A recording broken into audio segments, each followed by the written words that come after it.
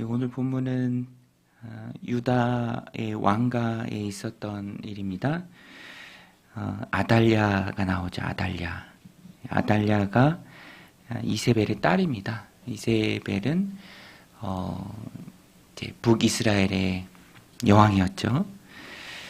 근데 정략 결혼을 통해서 그의 딸 아달랴가 유다에까지 들어왔습니다. 아달랴 역시 어머니 못지않게 악한 자였어요. 또 바알 숭배자였습니다.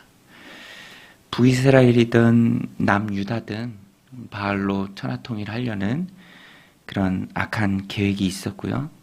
또 아달랴는 그것을 실행에 옮기고자 합니다.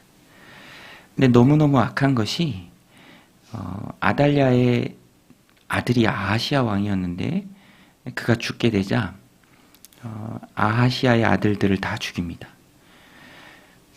자신의 손자들이죠.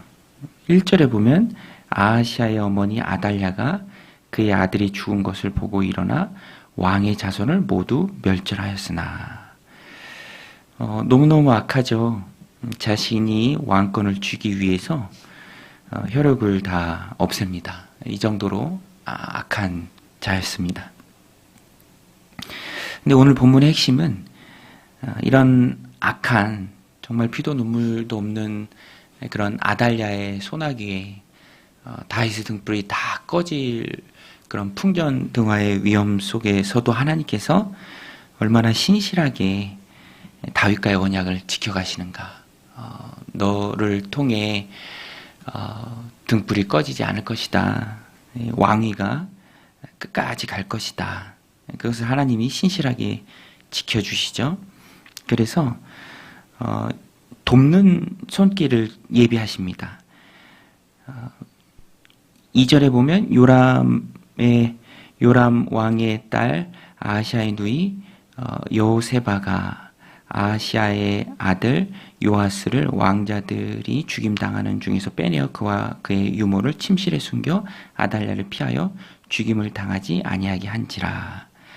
여호세바, 누이 여호세바, 아하시아의 누이입니다. 그러니까 아달랴의 딸이에요. 아달랴의 딸이 어머니의 명을 거역하고 자신의 조카 요아스를 지켜줍니다. 숨겨주죠. 6년 동안 여호와의 성전에 숨깁니다. 3절에 요아스가 그와 함께 여호와의 성전에서 6년을 숨어있는 동안에 6년 동안 지킨 것이죠. 그리고 또 이 요아스를 돕는 사람들이 있었습니다. 4절에도 보면 7째에 여호야다가 사람을 보내 가리 사람의 백부장들과 호위병의 백부장들을 불러 데리고 여호와의 성전으로 들어가서 그와 언약을 맺고 여호야다 제사장 여호야다가 그들을 요아스를 또 돕습니다. 여호야다는 여호세바의 남편이니까 보면은 아달랴의 사위입니다. 그리고 용병인 가리 사람들 이렇게 나오는데 이들은 다윗 시대부터 이렇게 호위했던 용병들로서 호위했던 그런 사람들입니다. 그 사람들이 성전 중심으로 있었고요. 또 이 사위 여호세바의 남편 여호야다는 아주 치밀하게 이들과 언약을 맺고 요아스를 이제 왕으로 세우기 위해서 준비를 합니다. 제사장 여호야다, 또 아하시아의 누이 아달랴의 딸 여호세바. 따지고 보면 이 아달랴와의 관계 때문에 도움을 얻기가 어렵다라고 이제 생각이 될 수도 있지만 그럼에도 불구하고 하나님이 이들을 통해서 도우십니다. 하나님은 정말로 도움을 기대하기 어려운 그런 사람들을 통해서도 하나님의 택하신 백성을 돕는 분이시죠. 그래서 아주 치밀하게 잘 준비하고 그 내용이 4절부터 쭉 나오죠. 그 치밀한 준비로 순조롭게 요아스가 왕위에 오르는 일이 준비됩니다. 또 다윗 시대부터 용병으로 호위병 역할을 했던 가리 사람들, 이들이 해야 할 일을 여호야다가 제사장 여호야다가 치밀하게 잘 알려주고요.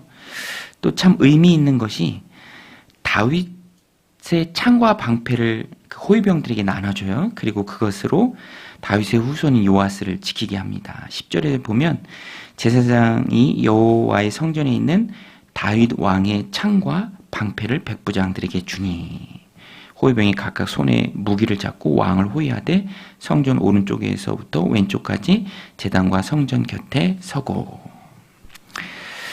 다윗의 병기로 꺼질 것 같은 다윗의 등불 요아스, 성전에 6년 동안 숨어 있고 또 7세 이제 왕이 되죠. 하나님께서 신실하게 지켜주십니다. 하나님께서 정말 신실하게 지켜주죠. 12절에도 보면 여호야다가 왕자를 인도하여 내어 왕관을 씌우며 율법책을 주고 기름을 부어 왕으로 삼음에 무리가 박수하며 왕의 만세를 부르니라. 이 이후에도 이제 아달랴의 최후, 또 여호야다의 그런 종교개혁 쭉 나옵니다. 아달랴를 통해서, 이세벨의 딸 아달랴를 통해서 다윗 왕가도 이제 끝나나 보다, 손자들이 다 죽임당하나 보다 그랬는데, 그건 사람의 생각이고요. 하나님은 신실하게 역사하십니다.